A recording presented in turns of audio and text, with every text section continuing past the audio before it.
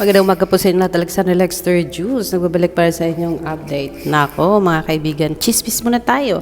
Sabi daw dito ng isang follower ni Bel Mariano, I think Star Magic needs to step in and consider taking legal action against some of Maymay Entrata 07 fans. Their non-stop slut shaming and attacks on Bel just because they want their idol to be paired with Donnie Pangilinan are completely unacceptable and disgraceful. Nako, sabi dito ni Isabella, mga kaibigan.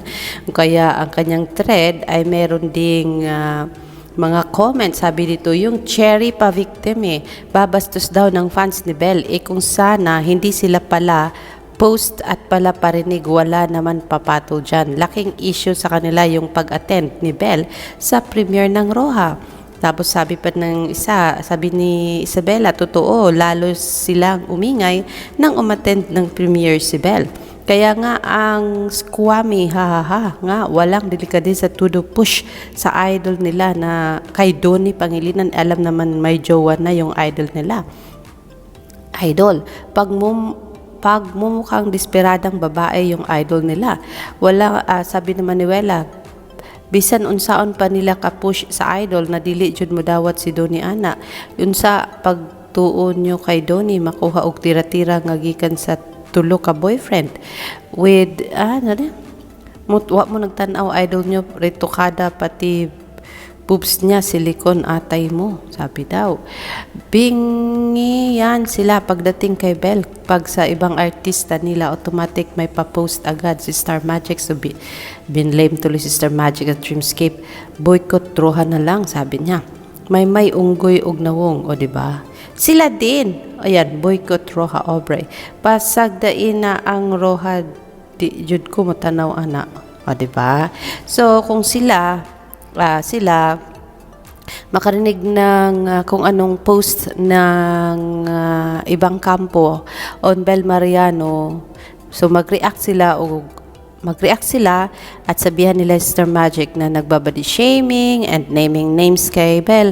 Pero ito ano tawag dito kay Obre? Sabi niya, may unggoy og nawong. Ayan. What do you call that? If you are really sensible, a good netizen, kayo din mismo dapat din sa pagsabihan ng Star Magic na wag ganon. Pero but anyway, Superhighway, I don't waste my time on that one kasi nga po hindi na talaga natin mapigilan yung klaseng ugali meron yung mga netizens, mga kaibigan.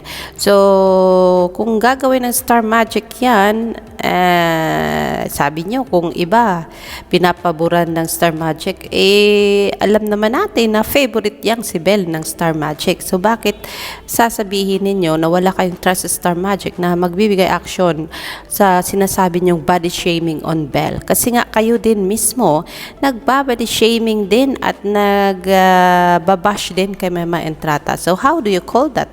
What will you do kung ikaw yung Star Magic Philippines and both sides are doing the same thing? Papanigan mo ba ang isa dahilan sa favorite mo yung isa, or paliwalain mo yung isa dahil favorite mo yung isa? So ayan po, mga kaibigan, know yourself. Face yourself on the mirror. Tanungin mo sarili mo, ginagawa ko din ba to o hindi? Tama din ba ang ginagawa ko sa social media o hindi? Am I contributing kind words and unity among the fandom, or mas lalong binigyan ko ng fuel ang fire na nangyayari na meron sa social media? So ayan, ask yourself if you are indeed a good person to be called a good person. Baka mamaya sinisita mo lang yung iba, but then you are not asking yourself, ginagawa ko ba to o hindi? Am I doing the same thing as they do? Parang ganon. Ayan po, mga kaibigan. So let's go. Sa mga followers ni Bel, sabi nyo, she is your inspiration, pero I don't know kung paanong ginawa ninyo.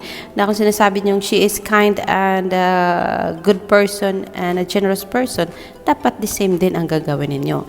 If may manapapalaban sa plaza, it's because some of them are napoprovoke na. So stop it and move on. Dito na lang tayo sa positive side of the world. ABS-CBN PR step into Maymay Entrada's paradise as she headlines MX Now today with VJ Kring and VJ Iya. Pinost nila yan 22 hours ago, mga kaibigan. And nangyari po yan kahapon, mga kaibigan. So, salamat on that ABS-CBN PR. So, na-distract lang po tayo ng konti. Pero yes, let's go and pag-usapan na natin si Maymay Entrata. Sabi ni Monique Dominic, Maymay Entrata glows in every frame, from her beautiful singing with Darren and Clarice, to the heartwarming moments with her Roja family, to the ASAP love Maymay shared with our OFWs in England. Truly a joy to watch. Let's watch her compilation, mga kaibigan. Ramdam mong di ka nag-iisa. So, ayan po, kasama po dito ni Maymay, si Clarice, Darren, at itong guest. Next. Sa bagong bukas, magtitiwala ka. And so, yes, sinasabi ko sa inyo, galing na galing ako sa timbre ng boses ni Maymay doon. And let's go to her Roja family singing part, mga kaibigan.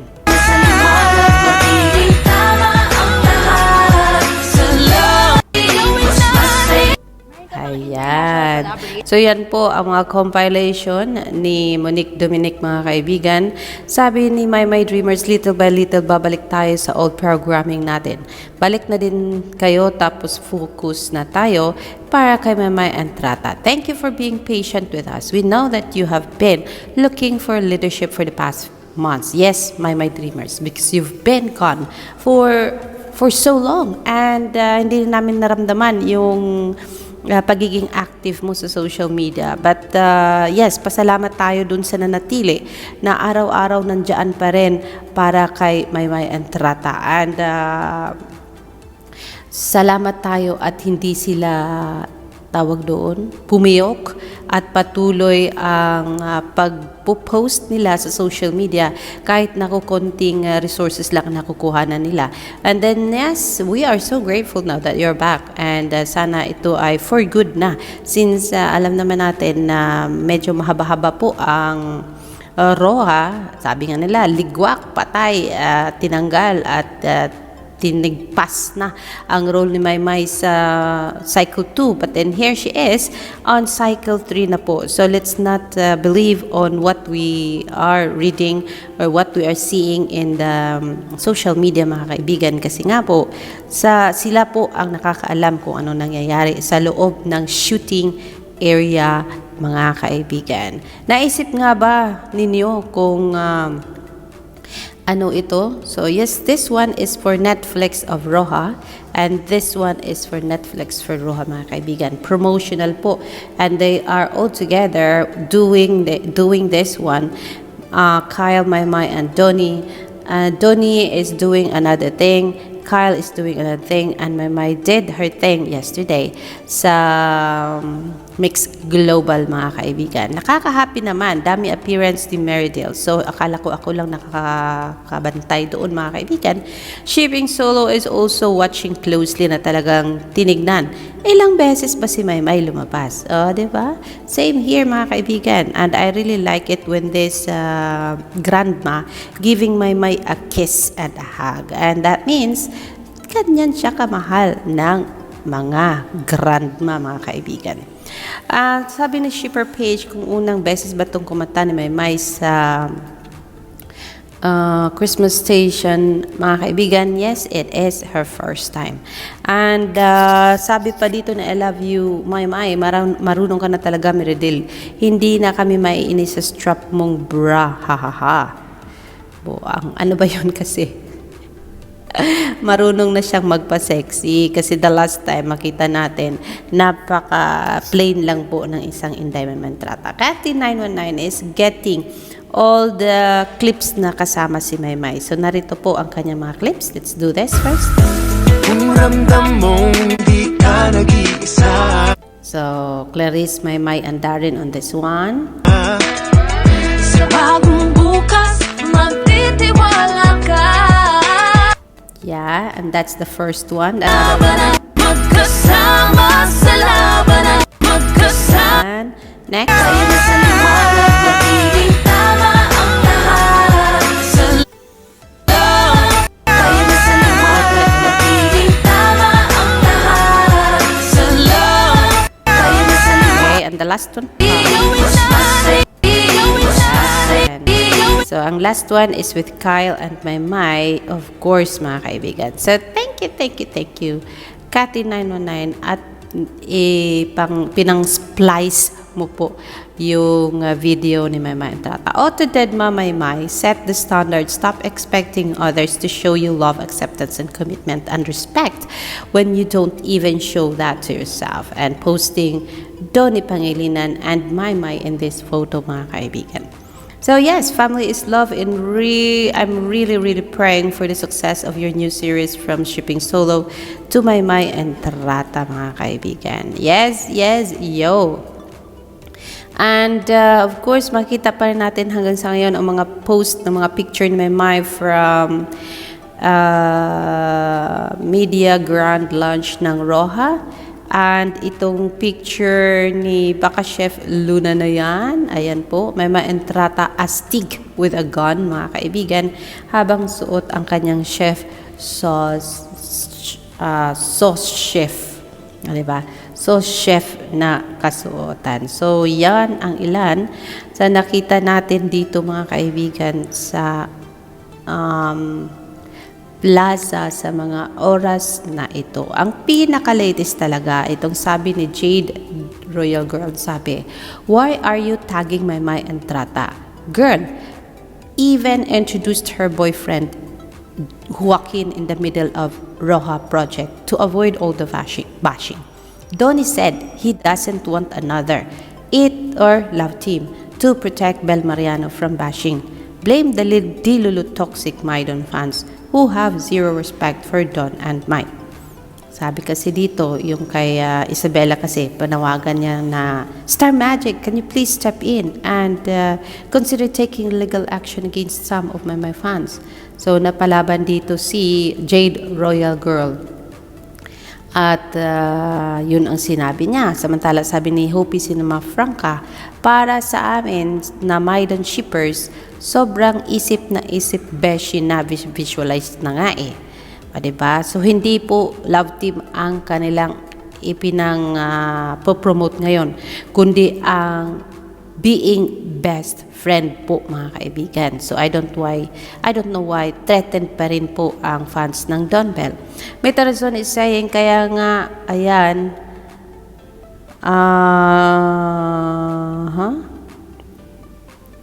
kaya nga daw, napapalaban kasi nga po dahilan po yan sa iba't ibang post din pong nababasa nila at naririnig sa social media. So yes, wag po kayong magmalinis. Kung ikaw ay Maidon fans at nagipag-away ka,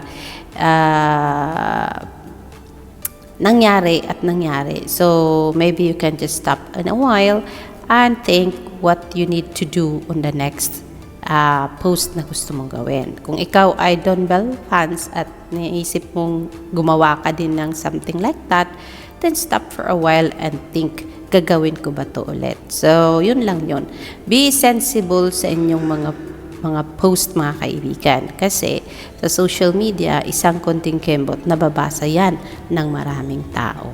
So, yan po ang ating malaking issue na hinaharap sa ngayon. Itong hanggang ngayon ay matagal na nangyari ang premiere, pero hanggang ngayon ay hindi pa rin sila makapag-move on, both Maidon fans and Don Bell fans. I'm not saying blaming any one of you, pero kung kayo ay nakagawa ng ganoon, stop nyo na lang. Kasi even Maymay wouldn't like it, Bell wouldn't like it, and Donnie wouldn't like it. Sabi nga ni Donnie, okay lang yung shipping na yan ng Love Team or partner. Basta wag lang kayong manakit. O, diba? Maymay is always saying, stop bashing. Bell is saying, stop bashing. At both of them are seeing, hindi nila iniinda yan. Pero syempre, para sa mga fans na medyo talagang 100% sumusubaybay ng kanilang mga idol, talagang pinaglalaban nila yan every day of their lives. Alexander Lexter Jules, yan po muna ang ating update sa umagang ito. Alexander Lexter Jules nagsasabing, kita-kita tayo mamayang konti at magpo-post ako ng update para sa inyo. Magandang umaga.